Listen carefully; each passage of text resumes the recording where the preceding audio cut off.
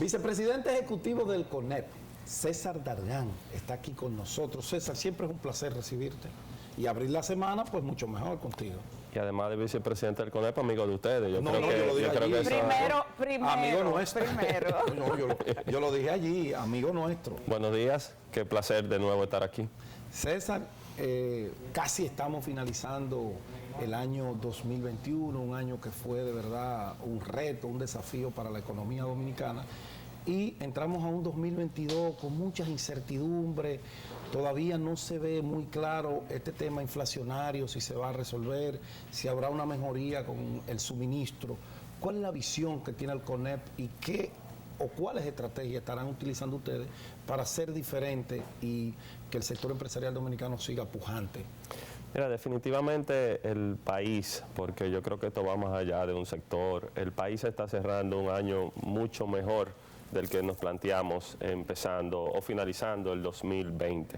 Cuando en marzo del año pasado se descubre el primer caso de COVID aquí en la República Dominicana, prácticamente nos agarra de sorpresa y fue un shock. Y el país cerraron al país. Sí, en marzo del año pasado el país se paró. Y eso ha tenido todos sus efectos, evidentemente económicos, sociales, pero el eje central de esa crisis, que es el sanitario, sigue estando muy vigente. El COVID no ha desaparecido, a veces creemos que sí, pero no. El país está teniendo un muy buen desempeño, en gran parte por el avance que ha tenido el programa de vacunación, pero es algo a lo que no podemos bajar la guardia y mucho menos a las medidas de distanciamiento y de control, porque lo que estamos viendo en otras economías, inclusive más abiertas y más fuertes que la nuestra, es retrocesos en la medida en que se relajan estos espacios. Entonces estamos cerrando un año mucho mejor del que esperábamos porque todo proyecta que la economía dominicana cerrará en doble dígito. Eso es algo, inclusive comparado con periodos pre-COVID, eso es algo bastante positivo y mucho más si lo comparamos con el resto de la región. Nosotros vemos países que todavía se vienen arrastrando, pero esa recuperación en proceso de nuestra economía y acelerada es una buena señal. Eso ha venido acompañado de que cuando el país se detuvo, se perdieron muchos empleos, se suspendieron muchos puestos de trabajo y también en este 2021 hemos visto cómo se han ido recuperando esos puestos de trabajo, hemos visto inclusive cómo el sector laboral, el sector empleador, el gobierno han logrado acuerdos de ajuste salarial por niveles por encima de lo que teníamos antes de la crisis. Entonces es un ambiente más favorable, con exportaciones creciendo, inclusive más allá de lo que teníamos en el 2019, con la inversión fluyendo a la República Dominicana, con estabilidad política. Entonces esos factores nos hacen sentirnos optimistas de lo que viene el año que viene. Ahora bien, tú has tocado una palabra fundamental y es el tema de la incertidumbre. Hay factores que nosotros no controlamos, el tema del COVID, por ejemplo, el petróleo, el tema de lo que ocurre fuera de aquí. Este año experimentamos trastornos muy profundos en la logística internacional, interrupción de las cadenas de suministro, aumento de los fletes. Hemos visto que cuando algo ocurre en economías de las cuales nosotros dependemos, tiene un impacto directo en la República Dominicana, sea una economía tan grande como la de los Estados Unidos o una economía tan informal como la de Haití, todo eso tiene un impacto en la República Dominicana. Entonces ese factor incertidumbre sigue estando presente, pero estamos muy optimistas con lo que está por venir. El tema de la inflación, yo decía ahorita, y es una realidad, aquí en la República Dominicana, al igual que en muchísimas partes del mundo, está todo absolutamente caro. Al margen de eso, se ve un movimiento económico en las calles bastante interesante. ¿Es así? ¿Se siente? ¿Ustedes lo han sentido en sus finanzas? Porque la verdad es que luego, sobre todo de la entrega del doble sueldo, se ve un movimiento interesante de la economía en las calles. Sí, definitivamente. También tengo que hacer la comparación de que no es algo solamente de la República Dominicana, sino que estamos viendo niveles de inflación en el resto del mundo como nunca antes en la historia reciente. Y eso tiene algunas explicaciones. Una de ellas es que precisamente cuando el mundo se detiene, cuando baja la demanda de determinados productos, cuando se afecta la capacidad de producción y de repente se vuelve a abrir posiblemente en muchas economías con subsidios que habían dado los gobiernos, con mayores niveles de consumo, esa demanda mayor a la producción que se tenía, pues genera una distorsión en los precios. Yo creo que se ha sido bastante conservador en las proyecciones y el propio gobernador del Banco Central ha dicho que ese fenómeno que se está dando ahora, inclusive inusual para la República Dominicana, porque hemos sido un país con niveles de inflación bastante controlados, ¿sí? Lo que estamos viendo ahora es un comportamiento inusual de la inflación, que eso todavía debe prolongarse algunos meses y creo que es honesto, es serio decirlo, debe prolongarse algunos meses. La incertidumbre que pueda haber en las cadenas logísticas internacionales también deben prolongarse al menos en el primer semestre del próximo año. Y en la medida que esto ocurre, pues cómo podemos nosotros entonces lograr que los sectores más vulnerables de nuestra población no se vean afectados. Ahí sí el diálogo ha fluido con el gobierno, con los partidos políticos, porque yo creo que este tema... ¿Ha continuado? Bueno, yo decía a María como que eso se había desvirtuado, como se desvaneció. Mira, el diálogo, tengo que ser sincero, no ha ido acorde a los tiempos que quizás se generaron por las expectativas de un anuncio tan ambicioso. Exacto. Definitivamente, no ha ido acorde a esos tiempos. El diálogo fue muy abarcador también. Es un diálogo sumamente ambicioso, 16 reformas de temas estructurales de la República Dominicana, importantes y trascendentes todos, porque tú me dirás, bueno, la seguridad social o el tema laboral o el tema impositivo, sí, pero el tema del agua, el tema de la transformación digital, el tema de la seguridad, cada uno de los temas. Porque había que escoger dos temas, que son el tema sanitario y el tema económico. Ahora bien, dentro de esa sensación que genera no avanzar a la velocidad que uno quisiera, yo creo que también hay cosas positivas a resaltar. Y miren, si nosotros echamos un vistazo a nuestra región, desde México hasta Chile, pasando por Centroamérica, pasando por Colombia, por Venezuela, por Brasil, por Perú, el Caribe.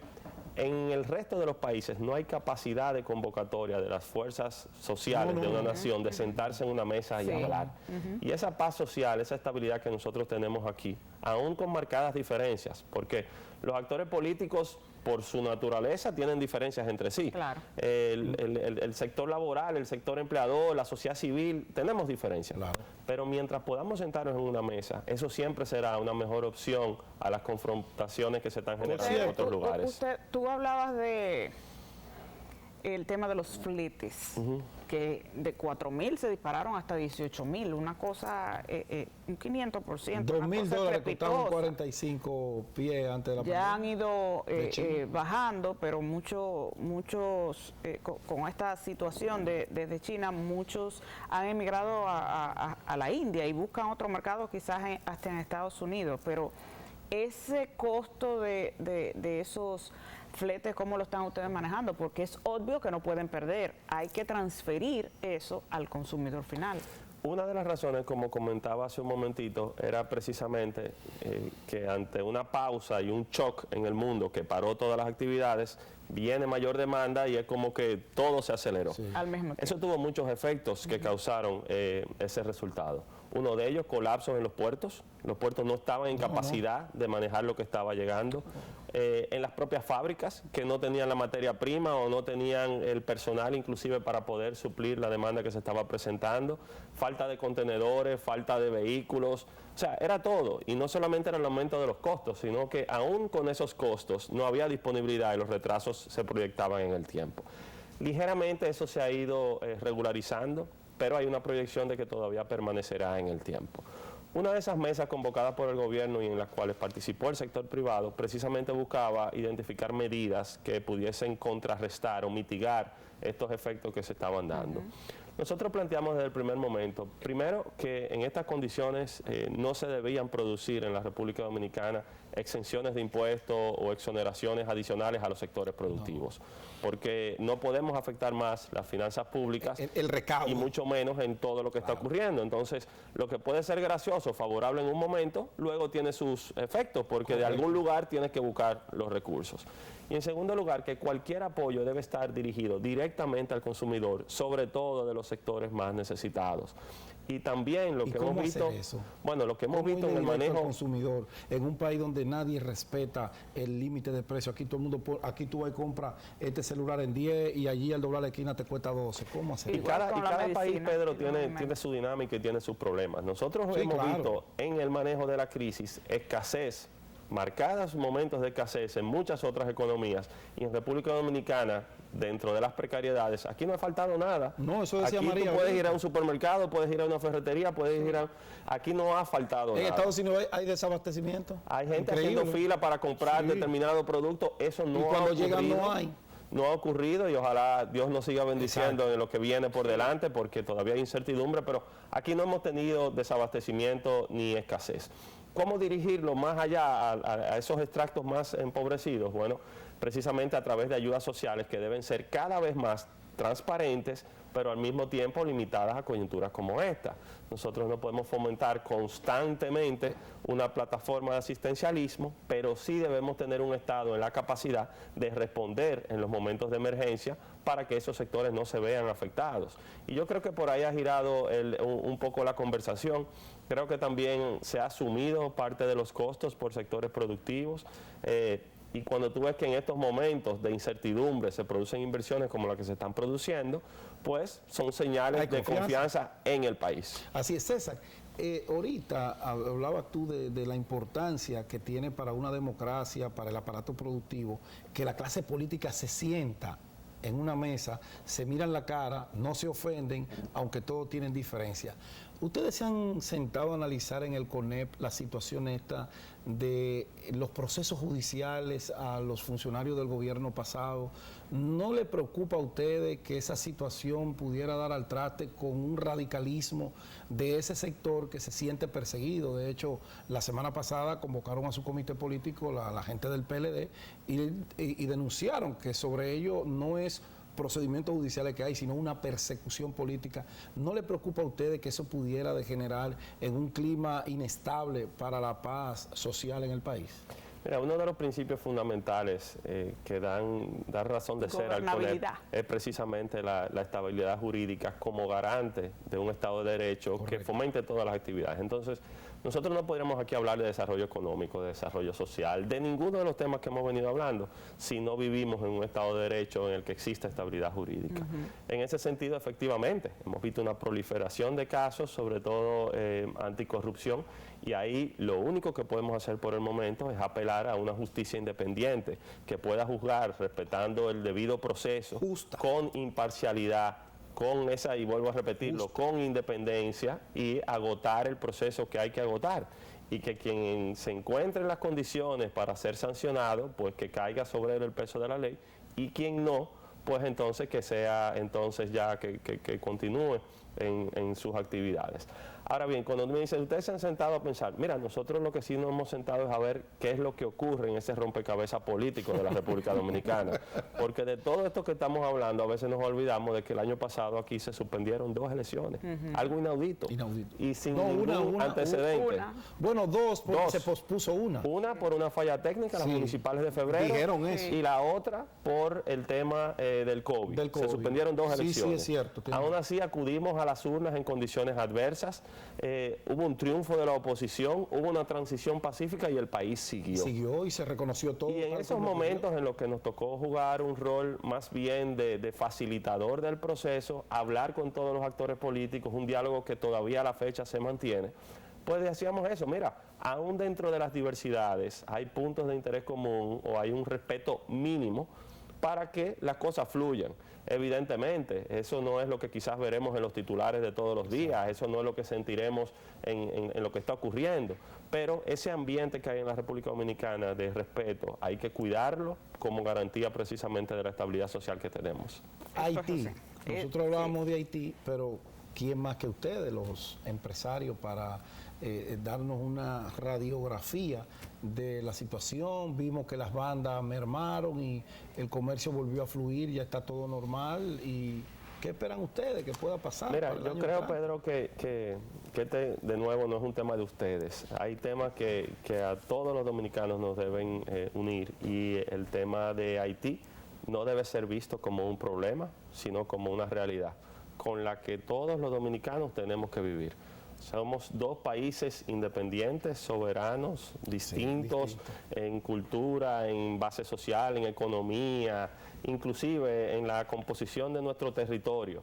pero somos dos países que compartimos una isla, cada quien en su espacio, y el desarrollo de la República Dominicana será íntimamente proporcional a la capacidad que tenga Haití de encaminarse también por las mismas vías. Nuestro desarrollo siempre estará mermado o afectado por una inestabilidad, un foco de inestabilidad en las condiciones que estamos viendo en Haití. Lo que sí hemos visto ahora, y mantenemos diálogo constante con contrapartes de Haití, con empresarios haitianos, con otros actores sociales, es quizás un desmembramiento del Estado y una falta de institucionalidad como nunca antes en otro proceso.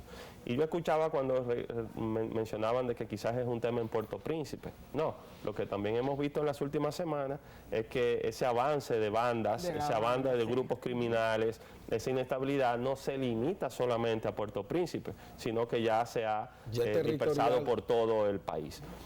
Nosotros confiamos en los mecanismos de defensa que tenemos para resguardar la seguridad nacional y así lo hemos hecho saber al Ministerio de Defensa, pero esto no es un tema puramente de defensa, de poderío militar, ni de cerrar una frontera que no hay forma alguna de tú controlarla.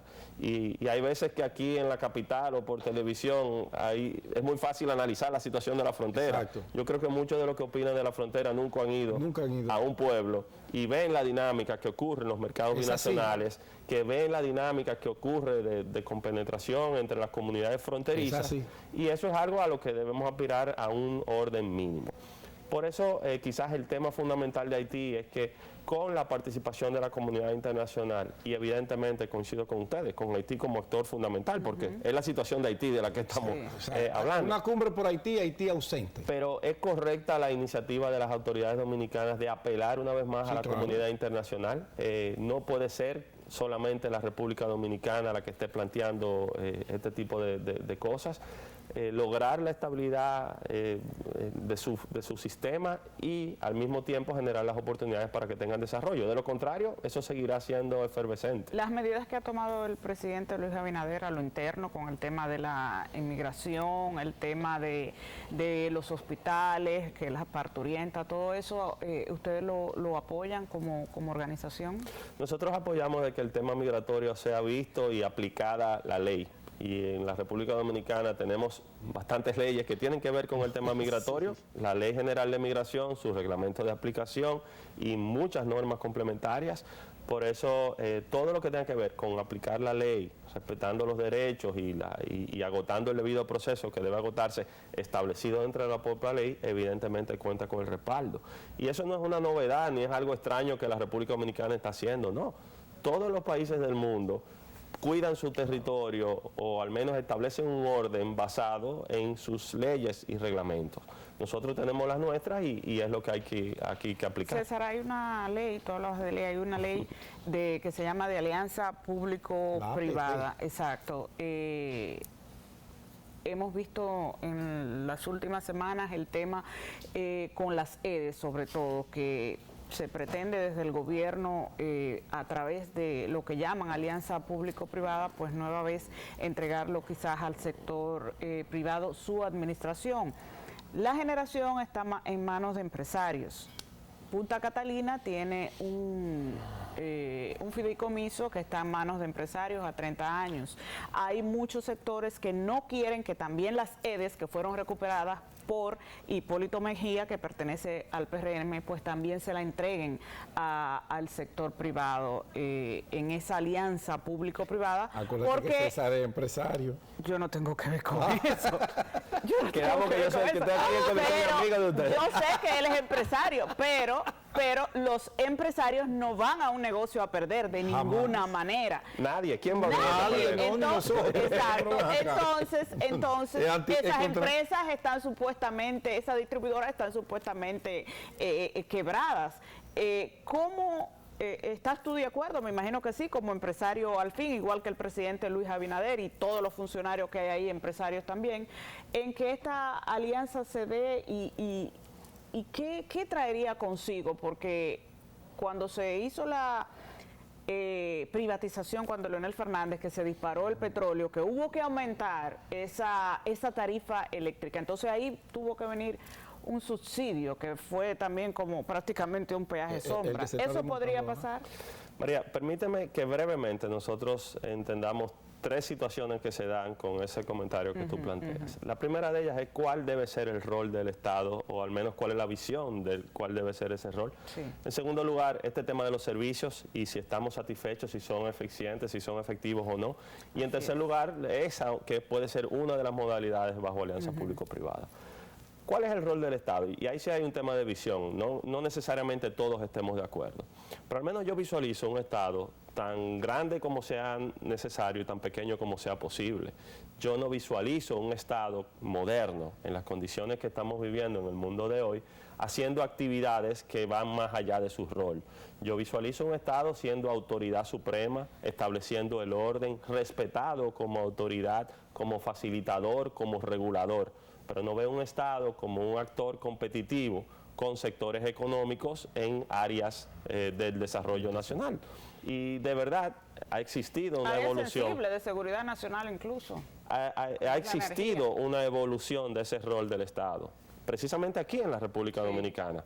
Nosotros heredamos de Trujillo un Estado que lo menos que hacía era que tenía una línea aérea, una fábrica de sal, una fábrica de zapatos, fábrica de pintura, o sea, un molino dominicano. O sea, teníamos un Estado empresario que además producía, vendía y transmitía electricidad. Y cobraba. O sea, teníamos un Estado todólogo. Eso va generando distorsiones en el tiempo y por eso la visión, y es lo primero, es cómo vemos al Estado. Si coincidimos en que el rol del Estado debe ser de autoridad, de regulador, de facilitador, pues entonces veamos esos servicios públicos, cómo están llegando a la población. Y definitivamente el sector eléctrico es un sector, es una tarea pendiente en la República Dominicana, sin la cual nosotros no podemos hablar de que somos un país competitivo o que los niveles de productividad están donde deben de estar. Un servicio deficiente y caro para un grupo. Tenemos, pero no solamente deficiente y caro, sino que en adición a eso genera pérdidas que superan el 30% en el caso de las distribuidoras y que se resarcen precisamente con aportes del propio Estado, para lo cual muchas veces hay que recurrir de nuevo a endeudamiento. Entonces, año tras año, cuando nosotros vemos qué sucede con el presupuesto, ahora que se está discutiendo y aprobando el presupuesto nacional, que hay un déficit. ¿Por qué? Porque los ingresos siempre son inferiores a los egresos. ¿Y dónde vemos esa diferencia? Precisamente en el subsidio al sector eléctrico por pérdidas constantes que refleja el sector y en segundo lugar por el pago precisamente del capital y los intereses del financiamiento que hemos venido teniendo. Entonces, si nosotros no le ponemos un stop, un paro a la situación del sector eléctrico, esto es algo completamente incontrolable. Y ahí conecto con el tercer tema, y es alianza público-privada. Bueno, efectivamente, bajo el gobierno del presidente Leonel Fernández, su primer gobierno en el año 96-2000, a través de la Ley de Capitalización de Empresas Públicas, un poco se fue ya cambiando la modalidad de operación de muchas de estas empresas. Lo que se plantea ahora, según lo que hemos visto, porque no hay una propuesta concreta, es bajo la Ley de Alianza Público-Privada, que fue un paso de avance importantísimo que se promulgara el año pasado, inclusive sus propios reglamentos, establecer modalidades en lo que la participación privada pueda existir y garantizar esos niveles de eficiencia que estamos teniendo. O sea, ahora bien, hay que cobrarle a todo el mundo. Ahora bien, lo primero es que para que el proceso funcione debe ser efectivo, debe ser transparente en a quién es que se le está otorgando y bajo qué condiciones.